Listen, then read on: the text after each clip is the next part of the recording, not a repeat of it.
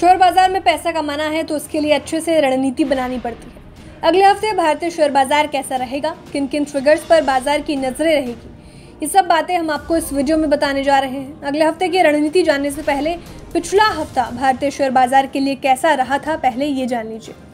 24 मार्च को खत्म हुए हफ्ते में 30 शेयरों वाला इंडेक्स यानी सेंसेक्स 462.8 अंक या 0.79% गिरकर 97,537.1 पर बंद हुआ, जबकि निफ्टी 155 अंक या 0.90% गिरकर 16,945.05 पर बंद हुआ था। ये बाजार के लिए लगातार तीसरा गिरावट वाला हफ्ता रहा।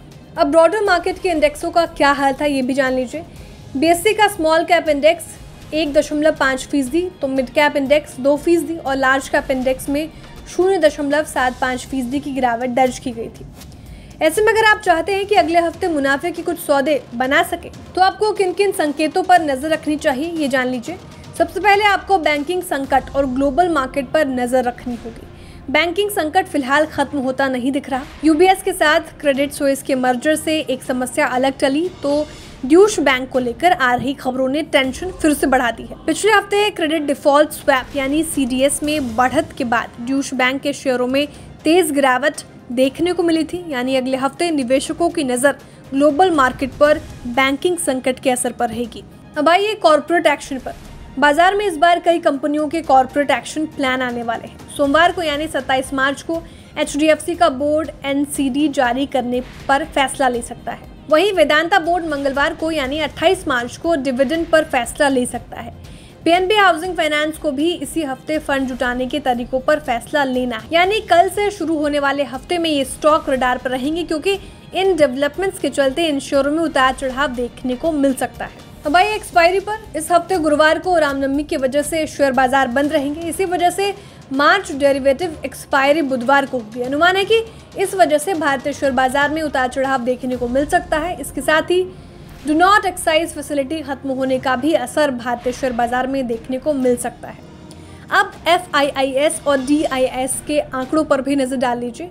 24 मार्च को खत्म हुए हफ्ते में भी भारतीय इक्विटी मार्केट में FIIS की बिकवाली जारी रही। इस हफ्ते FIIS ने 6,654.23 करोड़ रुपए की बिकवाली की, जबकि घरेलू संस्थागत निवेशक यानी DII ने 9,430.59 करोड़ रुपए की खरीदारी की।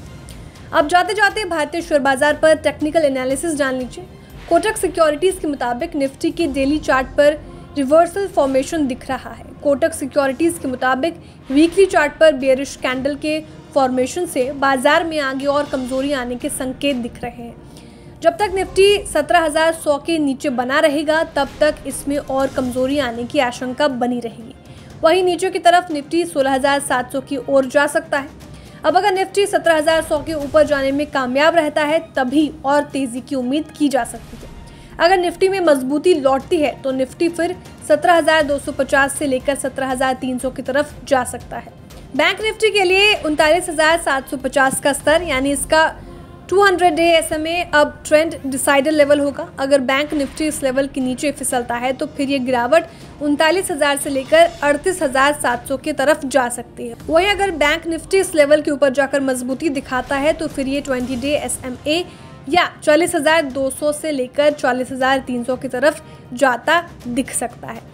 तो अगर आपको भी शेयर बाजार में कोई भी निवेश का निर्णय लेना है तो उससे पहले सर्टिफाइड एक्सपर्ट की सलाह जरूर लें, ताकि आपको जोखिम कम हो और मुनाफा ज्यादा से ज्यादा हो। ब्यूरो रिपोर्ट, बिस्तार।